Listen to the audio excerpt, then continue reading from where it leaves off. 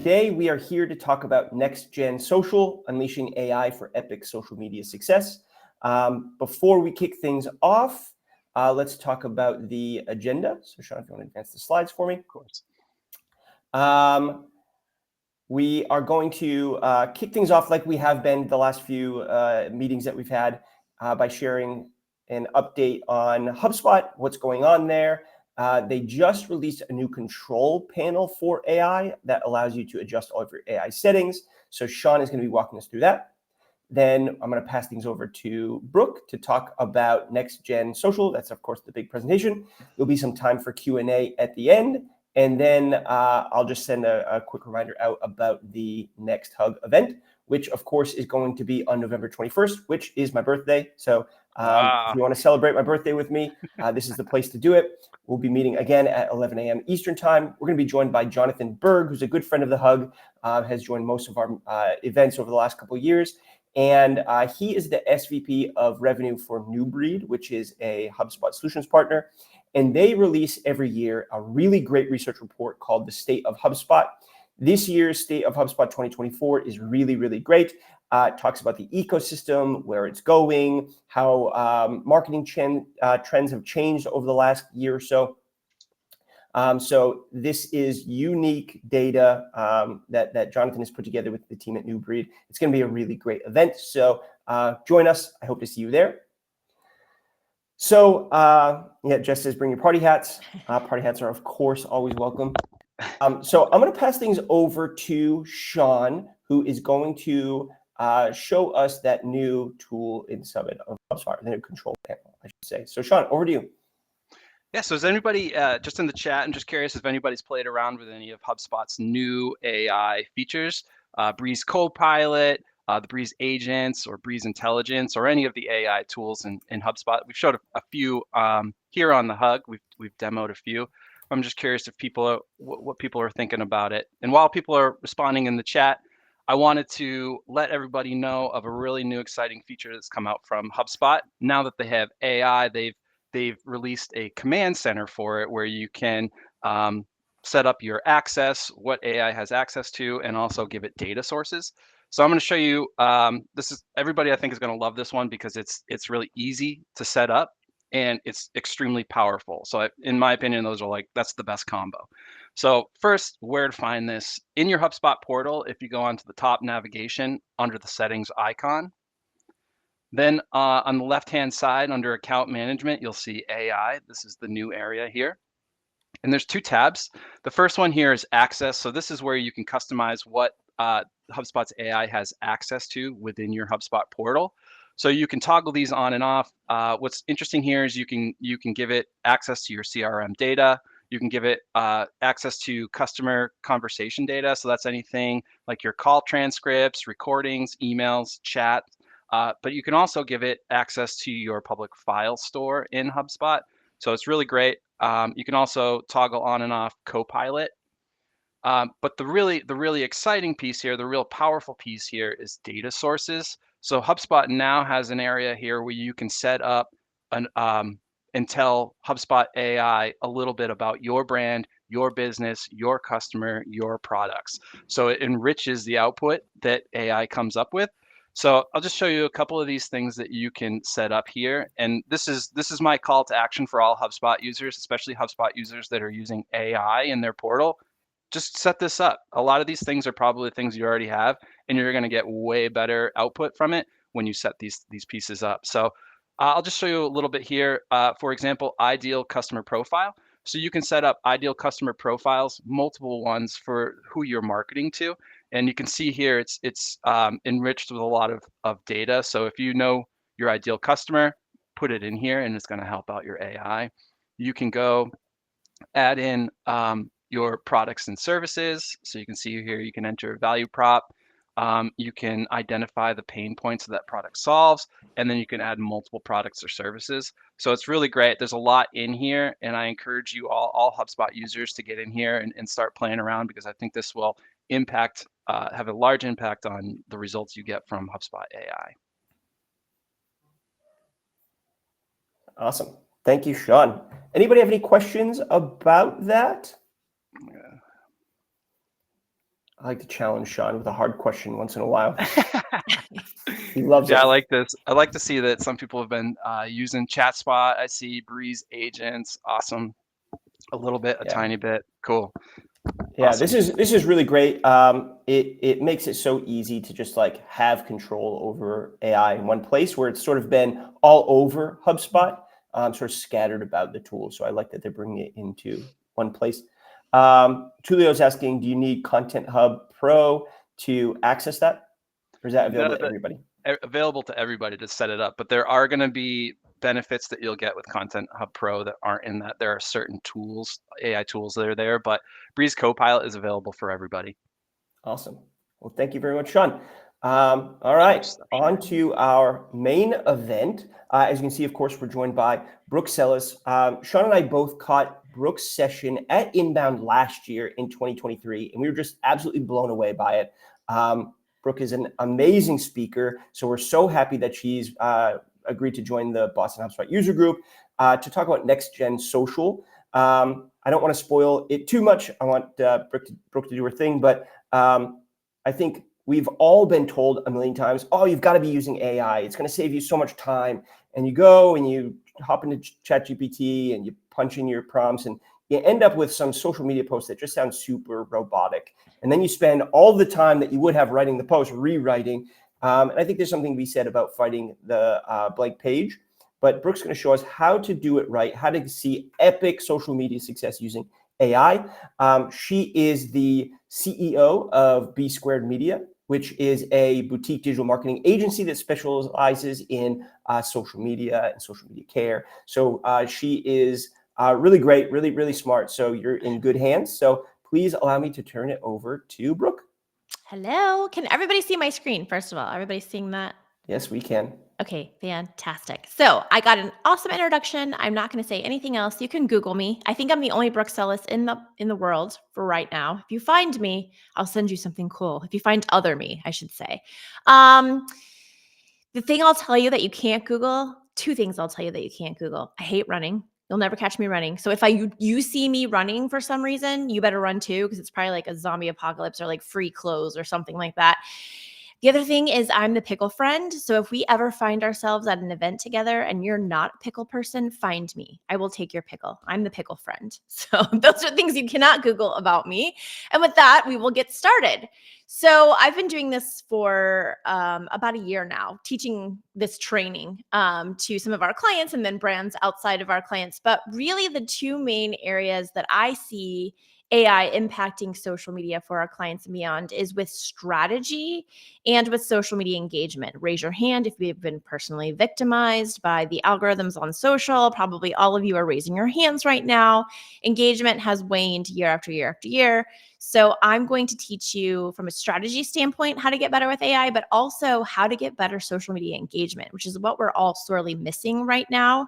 So yeah, let's get going. I want to start with AI terminology, just in case some of you are new to AI. So I want to be fair to everyone. So if you know all of this, great. Don't worry. We'll get to the bigger stuff in a minute. But basically, when you hear people talking about LLMs or large language models, just think of it as software. We all know what Microsoft Word is, right? That's software that was written by humans. But when you think about AI software, the cool part is it's actually being written by artificial intelligence. It's kind of writing and learning itself because of the whole machine learning part of artificial intelligence. So when you think about how large language models are built, I want you to think about making a good pizza. What goes into a good pizza, right? You've got a recipe, you've got the final product, but what do you need to go into making a great pizza? Well, you're going to need some dough, you're going to need some cheese, you're going to need some sauce.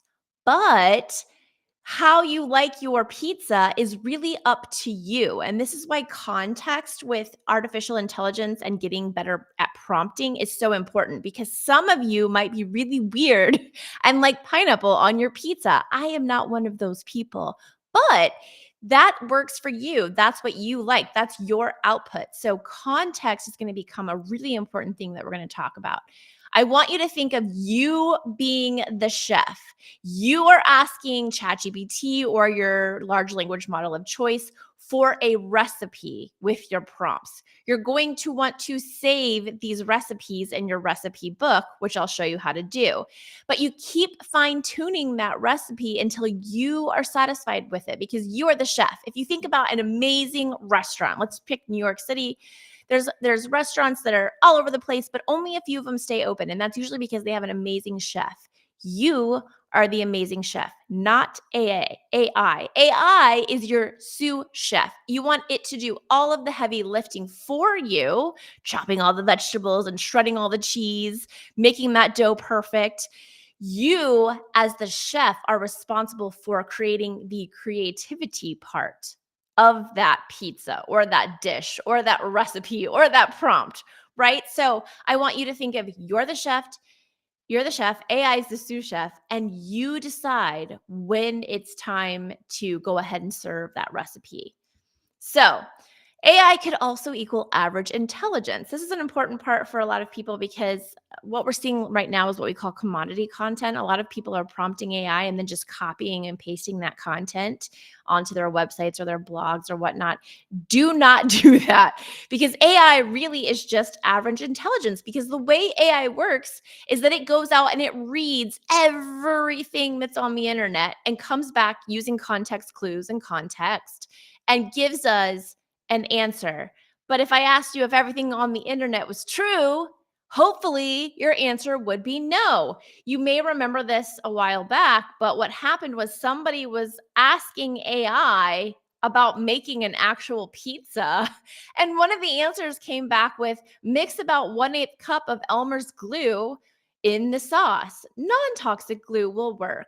Like, hi, that's not right. That's not how you make a pizza. But somewhere on the internet, AI found this and brought it back as an answer. So AI is never the final answer. What the sous chef gives you as the chef, you have to turn around and make into a beautiful dish based on your experience. No AI can copy your experience, your stories, the storytelling that you have, the amazing client successes that you've given. Only you can create that. So take the ingredients, take the pizza, and then make it better than just a regular pepperoni pizza. So when we talk about social media strategies, I want you to first think about the data that you're feeding AI, whether it's using HubSpot. I don't know if they have a closed system. Most tools do, which means they're not sharing your information out to the world. But like, say you're using ChatGPT, it's an open source LLM. So the information that you're putting into these tools, you need to really think about. So when we talk about PII, personal identifying information, this just means that if you are going to use any sort of PII from your clients, in whether it's HubSpot or ChatGPT, whether it's a closed system or an open system, you need to get permission from your clients to use their data. One thing that you can do if you don't have permission is scrub your data to make sure that no personal identifying information is there. So like, let's say we're going to use a travel agent as agency as the client example today. And let's say you're a client agency and you have me as a client, Brooke Sellas. You have my address, my phone number, you have my credit card number for trips, and then you have notes on the types of vacations that I like, right? Or notes from past vacations that I've booked with you. You can then scrub that to just say Brooke S. My phone number wouldn't be there. My address wouldn't be there. You can leave the notes about my vacation because that's really important context for AI to understand. But anything else that would identify me as Brooke Sellas needs to be removed. So maybe I become, BS, right? That doesn't actually sound very good. But anyways, scrub your data before you upload it into a clean spreadsheet and make sure that you're using that clean data to prompt your AI. So here's a couple of examples I want to give you. So here's how most people on the left are prompting AI right now. Write a blog post about apples, right? And you can see it gives a pretty good response. This is why we have all this commodity content that's happening. People are like, oh my God, look at this. It's a whole blog post. I didn't even have to write it. It took me 10 seconds. Copy, paste, publish. Woohoo. Now, look at the difference on the right. You are an award-winning apple orchard grower. I always like to use award-winning, and I don't care if you are or are not award-winning. Say it. Because what you are telling the AI is to go out and look for all of the Apple content that is award-winning, which means it's going to deliver you content that's award-winning content. That just helps your content edge out the basic prompters, right? We're going to write a detailed blog post about our apples and why they're always winning awards. This is mostly because we don't use any pesticides. We use our own organic compost for growing the healthiest trees around. Wow, we're already painting a much different picture in this prompt, right? Our apples are super crisp, and our apple species are constantly combined to breed them for selected traits like the ability to store them long term and ship them across the US. Write a long form blog post about Look at Them Apples, the company, detailing why anyone in Cancun should buy our apples and no one else. This is really specific. We're not talking about just an apple company. We're talking about a specific apple company, their specific breeding habits, what kinds of apples they have. And even though they grow and ship across the US, we're talking about why someone outside of the US would buy these apples. Now look at this prompt return. Look at them apples. Why our award-winning apples are a must-have in Cancun. And then it goes through and look at how much better the answer is. This is why prompting is so important, and prompts, your recipes, are going to get better and better and better. And not only that, the more you feed AI within the recipe. So let's say we want to keep talking about our company, Look at Them Apples. If we keep having Look at Them Apples conversations in this prompt area, it will just get better and better. So pretty soon you won't even have to prompt as well as you do in the beginning, because the AI will learn, that machine learning piece will learn, and you can just say, write a blog post about apples, and it will deliver something like this, but only once you train it heavily on all of the context. So I'm going to skip past the videos, and you all have this sheet, but these are a bunch of different ways that you can prompt AI. You should follow one or all or many, or pick your favorite, but these are great ways to prompt your AI. We're going to talk about race today. That's the prompt I'm going to go with for the rest of the presentation, but you can use any of these. Just find the one that works for you and gives you the best outputs. Stick with that one, but also play around and test, see where you go. I like race, which is role, action, context, execute. So in theory, this is what it looks like. First things first, you're going to give the AI a role. You are a travel agent with a specific focus on planning destination weddings. Even if you're not to the context part, think about context with everything that you do. You're not just a travel agent, you're a travel agent who focuses on planning destination weddings. Then you're going to give the action plus context.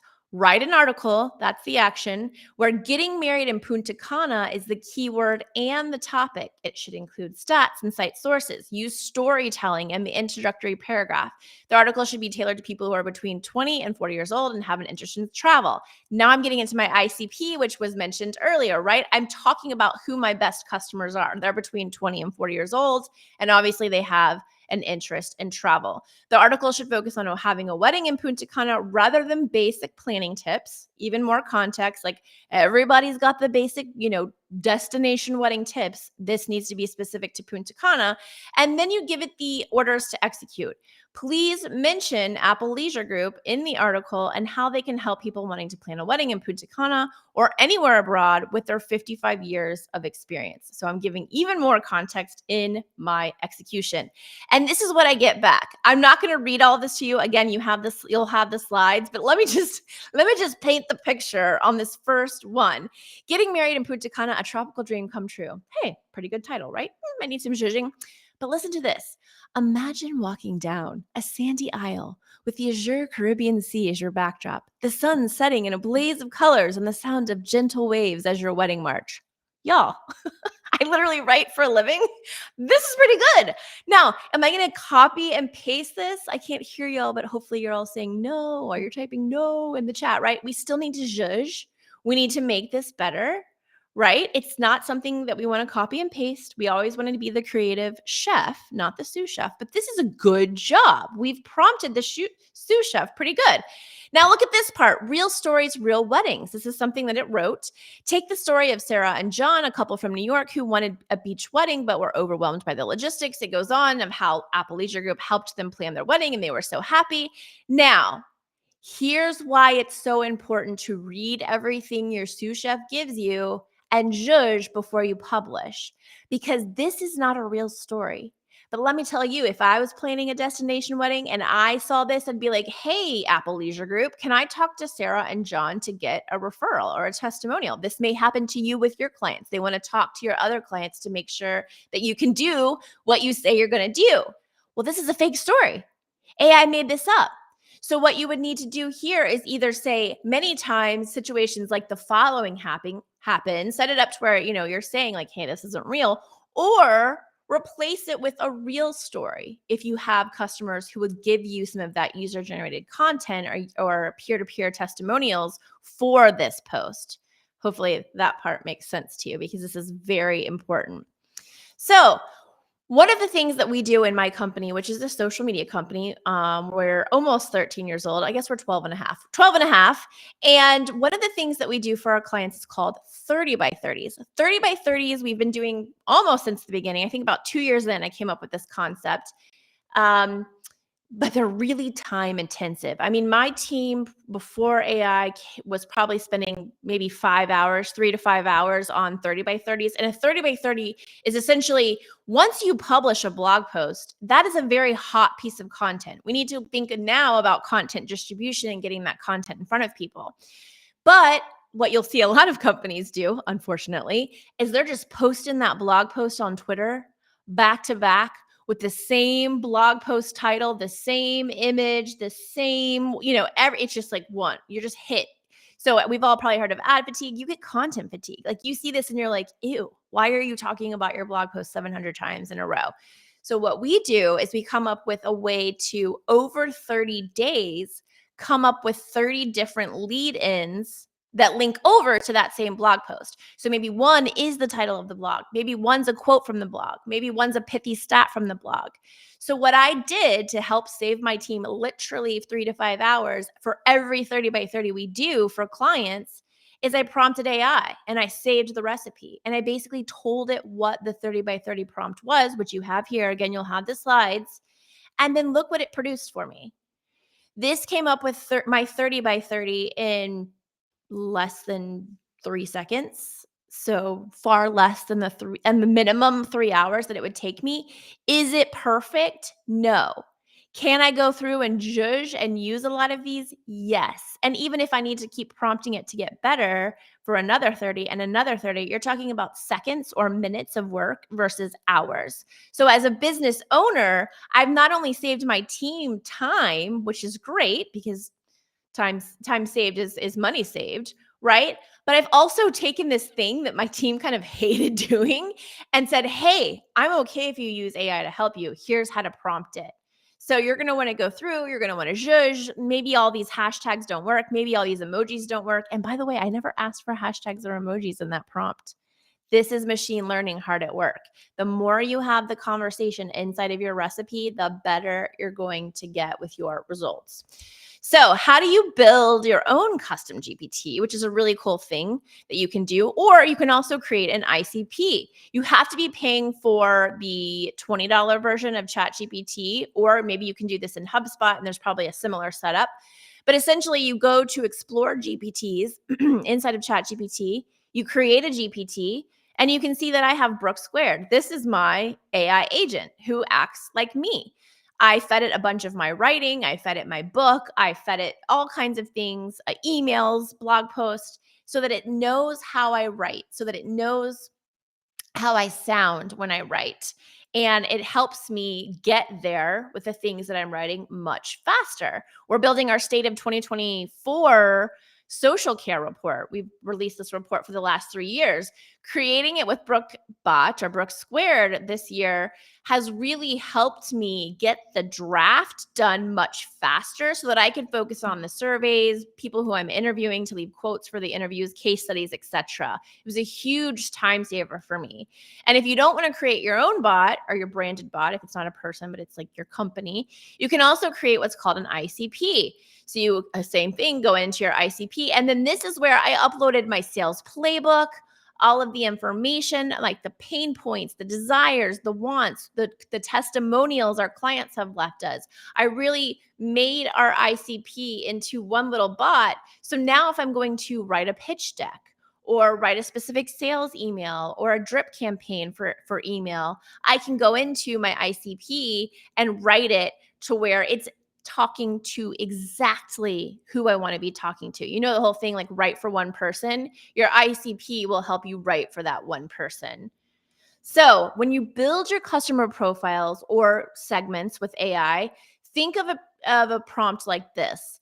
Build me a persona of job title with role, skills, responsibilities at da da da da. Again, I'm not going to read this to you because you have this, but start a conversation. Don't just give it a prompt to build you a persona and then go with that. That's like that basic Apple prompt. Start to have conversations with these types of prompts, plus feed it all of your data, and trust me, it'll get better and better and better.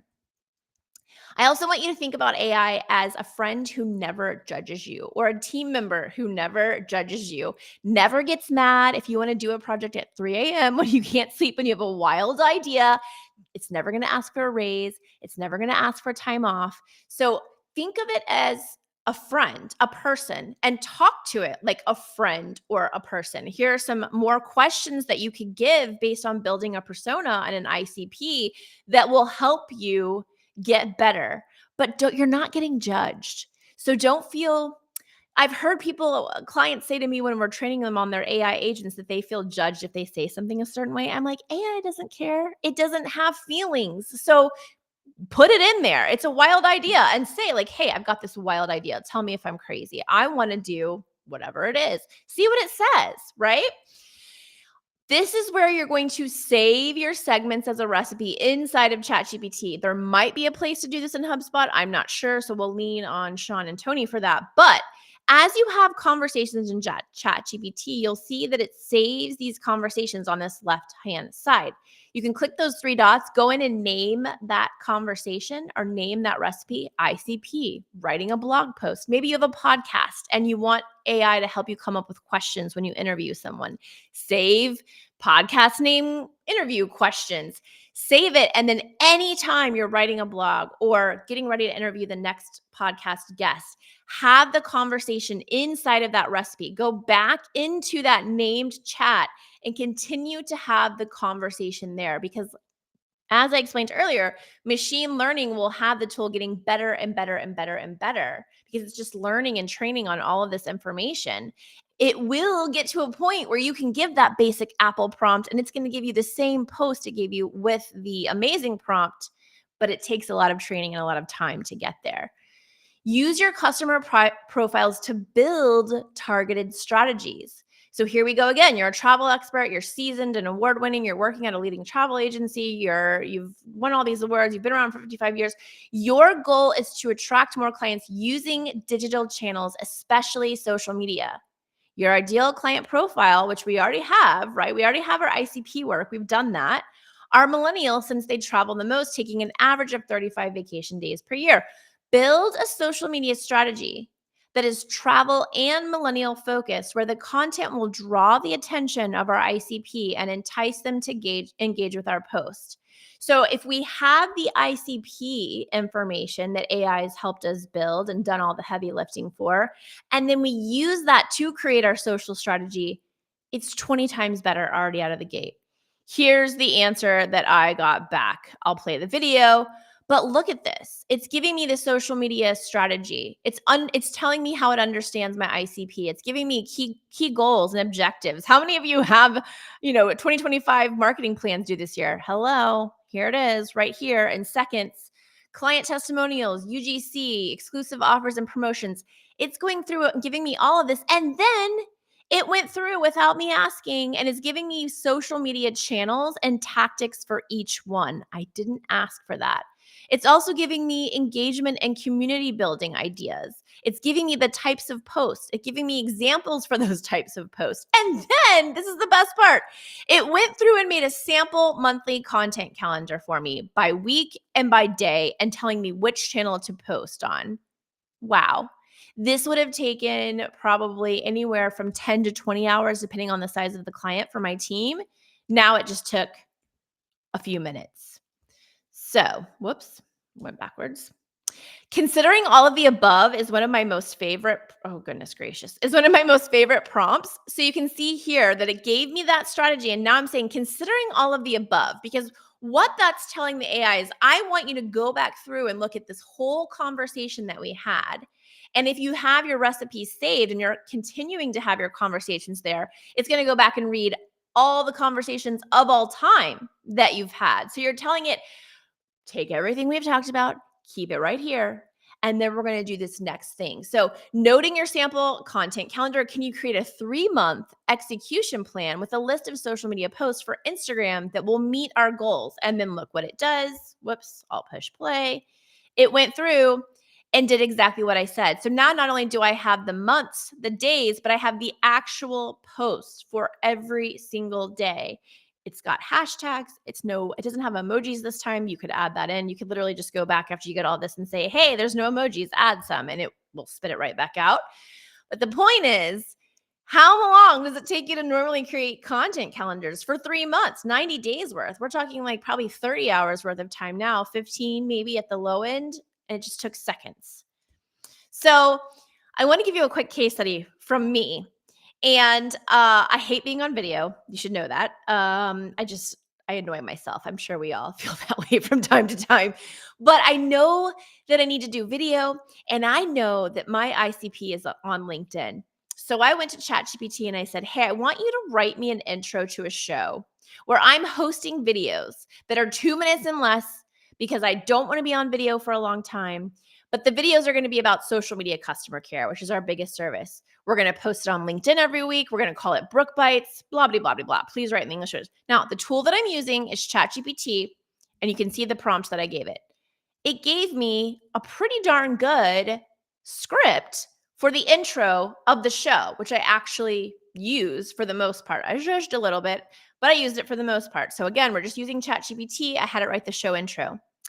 Then I was like, I wonder if I can just have it write me the scripts for each of the 2-minute videos. So I said, considering all the above, can you write me the script for an episode about community, where the message is that community building is actually really hard. People love to talk about community, but it's really hard. Same thing, just ChatGPT. Now I'm having it write me the script. And it did. And here's the funny part. It's like Brooke Sellas stands amidst a backdrop of interlinked circles symbolizing a connected community. And I'm like, okay, cool, ChatGPT, but I'm just going to be sitting right here. There's like no stuff happening, right? But it gives me all of that, which is really cool. If I had a studio, that would be fantastic, but I don't. But look, it's giving me kind of a setup for having this script play out with visuals. Again, just ChatGPT, it's giving me the script. So I said, well, I know that the visuals have to be catchy. So let me run over to Canva and let me make some templates to create some like catchy, colorful artwork. So then you can see I did that in Canva. Here's the title. Here's the little subtitle. Cool stuff, right? So now I've used ChatGPT and I've used Canva. It's taken me minutes, maybe an hour at most because of Canva. And then I said, well, gosh, how am I going to film this and put it out? I've heard of Descript. I don't know if you've heard of Descript. If you haven't, check it out. It's freaking amazing. And so what I did is I literally had the script that ChatGPT wrote, and I have my camera right here, just like I'm sitting in front of you, and I film through Descript. And Descript allows me to not only film that script with me talking, it allows me to add in little sound effects. It allows me to, on those visual parts where it wants me to have a visual aid, add that into the script. So it switches from me as a talking head to like a little GIF or something like that, or a little sticker shows up on the screen with a sound effect. It allowed me to add music. It allows you to add bumpers, right? So like info that you want. It allows me to include captions if I want to do something like that. So I used now ChatGPT, Canva, Descript. I think Descript is like $40 a month. Nominal. It's not really not that expensive. And here's the cool part. Descript has this thing called eye contact. So that even though I might be reading a script that's over to the right of my screen here, my eyes are always looking at the camera, right? So even now I don't have to memorize this 2-minute script. I can have it open and know what I'm talking about. But if I need help, I can look over, find my place, get back on track, but my eyes stay front and center the whole time. So I only use ChatGPT, Canva, and Descript. We're talking $60 because I guess I use the paid version of ChatGPT, but you don't have to for this. So could be a lot cheaper. And then I ended up creating Brooke Bites. Now, I'm not going to play this for you because we don't have the time. You can go see these on some of my pages or YouTube pages. But the cool thing about LinkedIn, and again, this is where my ICP is, I can see right away if these videos are actually paying off. I'm looking at top viewer demographics and I can see these are the people I want to be in front of with my videos. So already I know, basically after publishing the first videos and a few hours for analytics to come through, that they're doing what I want them to do.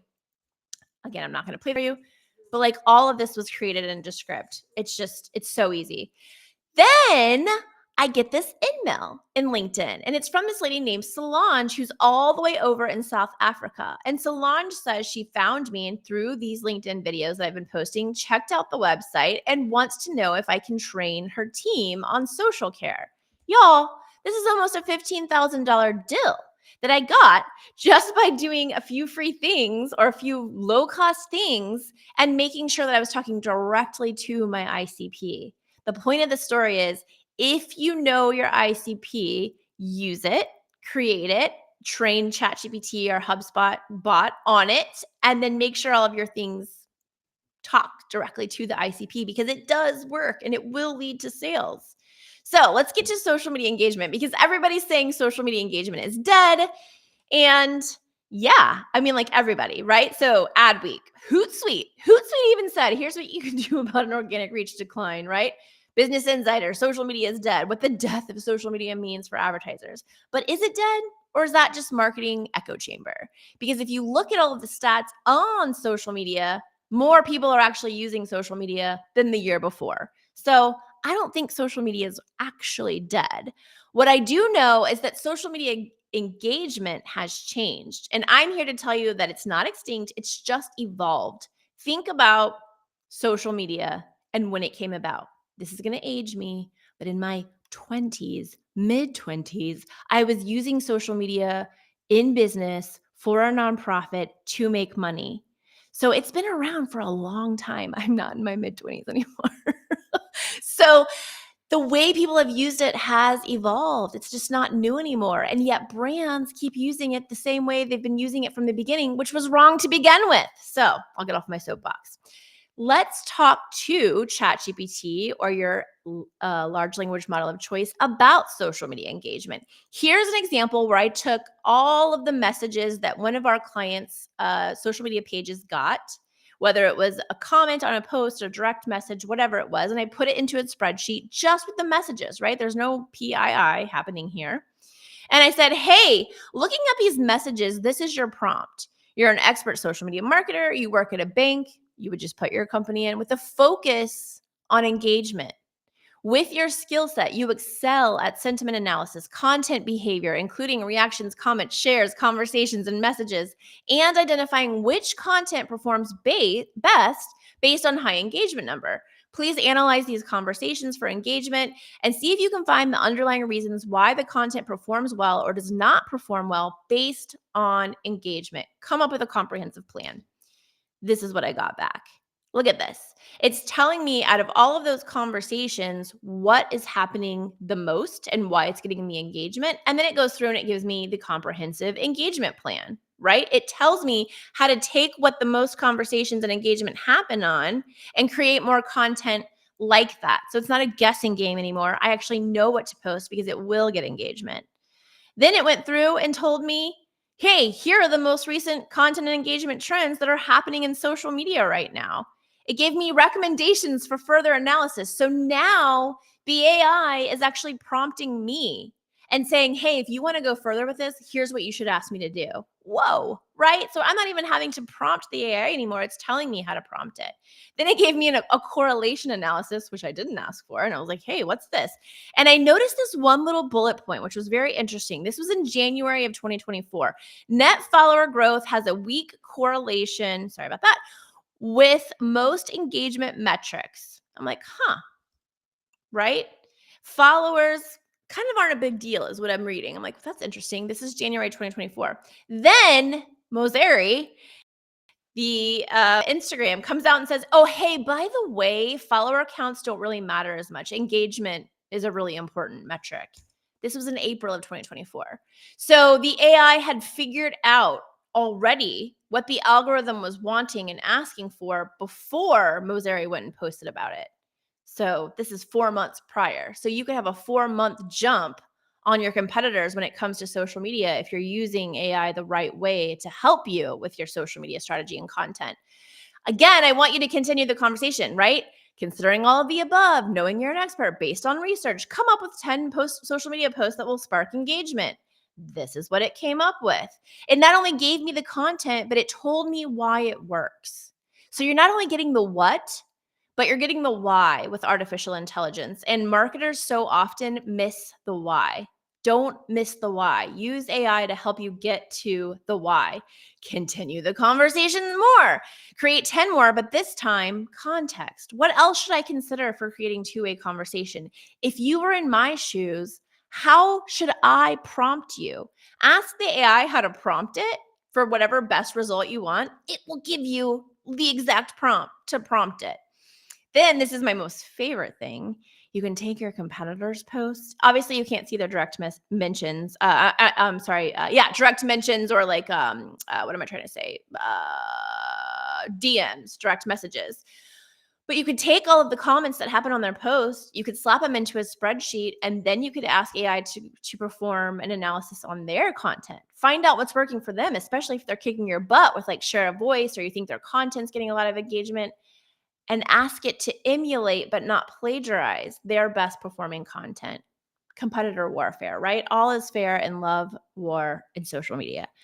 So I want you to think you have to pivot from the number of notifications that you get on social to the quality of interactions. What I have found in all of my research through AI and just through the work that we do at B Squared Media is that engagement is the most important metric on social.